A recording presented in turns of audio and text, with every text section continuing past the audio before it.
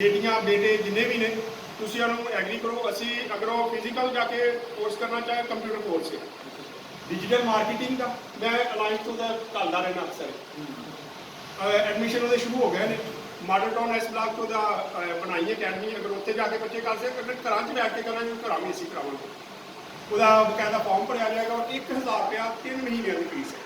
Fees वैसे 25,000 रुपया एक कोर्स की, लेकिन असी सिर्फ 1000 से 3 महीने वाला कोर्स करावे। सारे चर्चा में असी कहने कि सारे चर्चे अपने अपने चर्चे लान करो, अपनी लोगों को तैयार करो, बच्चों को तैयार करो, बच्चे सीखन बजाय कि इधर उधर बच्चे फिरते हो सीख के अगे आ जाए। ये मेरी रिक्वेस्ट है सारे की मेहरबानी अपने अपने चर्चे क्योंकि मैं लाइन चार्ज भी मैसेज मैं सेंड किए थे, क्योंकि मैं दोबारा कर दिया वो देखो वो नंबर भी लिखा है, उस नंबर पर तुम रबता करो। फॉर्म भी अभी भेज देंगे, फॉर्म लो अपने अपने बच्चों को पैसे भेजो, ठीक है जी। और वो जी फीस है ना वो भी तुम करनी है।